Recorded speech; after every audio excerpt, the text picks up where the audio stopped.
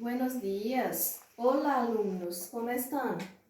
Peguem o livro de vocês, alunos do terceiro ano, na página 161 e 162. Esse mês de julho a gente não vai ter conteúdos novos, apenas revisões do que já foi passado, tá bom? Então eu vou explicar para vocês do meu jeito, do jeito que vocês já estão acostumados e acredito que vocês vão tirar as dúvidas e entender melhor. Então vocês vão acompanhar um assunto que a gente até viu um pouquinho em sala, que foi o condicional simples. E depois eu vou revisar outro ainda hoje.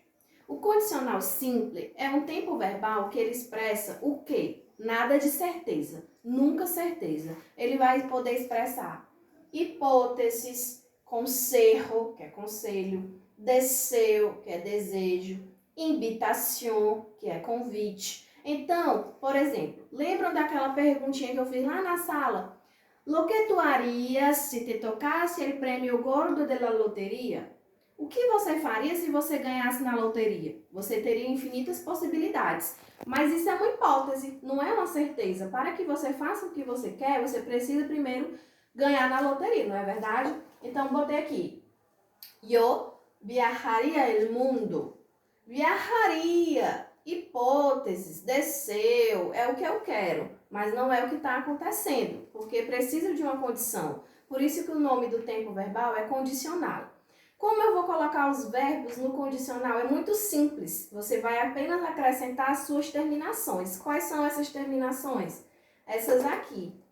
Primeira pessoa, ia. Segunda pessoa, ias. Terceira pessoa, ia. Primeira pessoa do plural, íamos. Iais, iam. Então, você pega o verbo, coloca a terminação. O verbo regular está no condicional. Eu viajaria. Viajaria vem de que verbo? Verbo viajar, viajar, não é? Só acrescentei o ia, porque eu estou falando de mim, simples. Quanto aos verbos irregulares, nós vimos também, tem uma tabelinha no livro de vocês. Qual é a diferença? Os verbos irregulares, eles vão apresentar uma mudança no seu radical. Então, eu não vou só jogar o verbo e colocar a terminação, não. Antes de eu jogar o verbo, eu preciso saber a mudança do radical dele. Então, por exemplo, trazendo para o português, eu tenho o verbo fazer. Eu digo fazeria? Não, eu digo faria. Então, isso é um verbo irregular, muda o seu radical. No espanhol, ele também é irregular. Então, como é o verbo fazer em espanhol? Hacer. Como é que eu vou colocá-lo no condicional simples? É haceria? Não. Haria. Haria. Então, observe que houve uma mudança no começo do verbo, que a gente chama de radical. Então, isso vocês vão poder revisar pelo livro, na tabelinha de vocês. Condicional simples, tá aqui o que ele expressa quando nós usamos e quais são as terminações. Tanto faz serem verbos regulares ou irregulares, as terminações são as mesmas, tá bom? E vou agora fazer a explicação do outro assunto que a gente viu.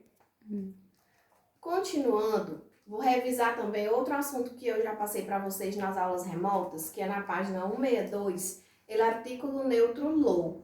Gente, no espanhol existem dois os, tá? Um vocês estudaram antes, que é o el. O el é o artigo o, artigo masculino o. Utilizado quando? Antes de qualquer substantivo masculino no singular. Então, eu tenho aqui el hombre. O que é el hombre? O homem, simples. Eu vou utilizar o el antes de qualquer substantivo masculino no singular.